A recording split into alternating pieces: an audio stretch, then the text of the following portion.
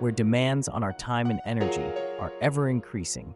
Learning how to say no without feeling guilty is an invaluable skill.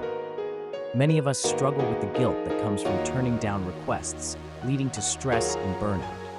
This video will explore effective ways to say no, reasons behind our guilt, strategies to handle it, and how to set boundaries confidently. Learn how to say no without feeling guilty. Understanding that it's okay to say no is the first step. Saying no doesn't mean you're selfish or uncaring. It simply means you're prioritizing your well-being and responsibilities. This mindset shift is crucial in alleviating guilt. I used to say yes to every request at work, fearing that saying no would make me seem uncooperative. Over time, I became overwhelmed and stressed. Learning to say no helped me regain control over my schedule and improve my work-life balance.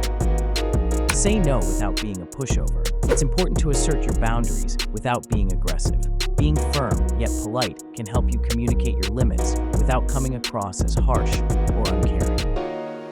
Practice makes perfect in finding the balance between being assertive and respectful. Set boundaries with difficult people. Difficult people often exploit those who struggle to say no. Establishing clear boundaries is essential. Be consistent and unwavering in your responses to maintain your personal space and mental health. Setting boundaries is crucial for maintaining mental health.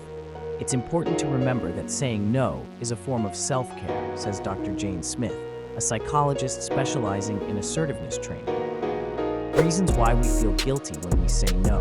We're afraid to hurt people. The fear of causing disappointment or hurting someone's feelings is a common reason for guilt.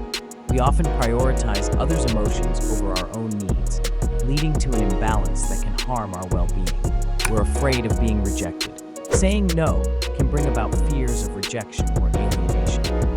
We worry that turning down requests might lead to losing friendships or social standing, which can make it harder to assert our boundaries. We're afraid of being alone. For many, the fear of loneliness drives the compulsion to say yes. We worry that saying no will isolate us from our social circles, reinforcing the idea that our value is tied to our compliance. How to say no without feeling guilty. Be clear and direct. Ambiguity can lead to misunderstandings and further requests. Be straightforward in your refusal to avoid any confusion.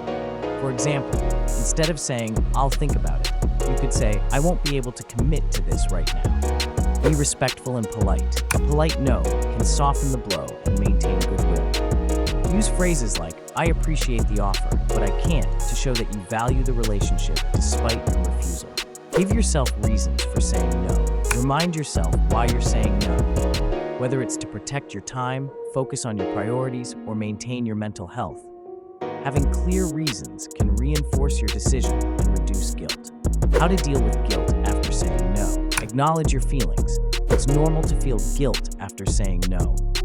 Recognize these feelings instead of suppressing them. Understanding that it's a natural response can help you process and move past it.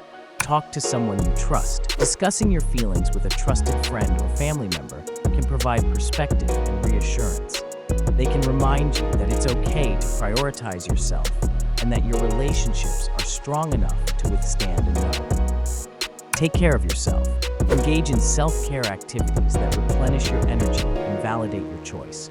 Whether it's a hobby, exercise, or relaxation, taking care of yourself can reinforce the positive aspects of saying no. Conclusion: learning to say no without feeling guilty is a transformative skill that can significantly improve your quality of life. By understanding why we feel guilty, practicing clear and respectful communication, and managing the aftermath of guilt, you can set healthy boundaries and protect your well-being.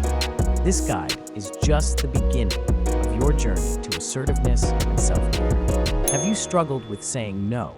Share your experiences and tips in the comments below, and let's support each other in this journey.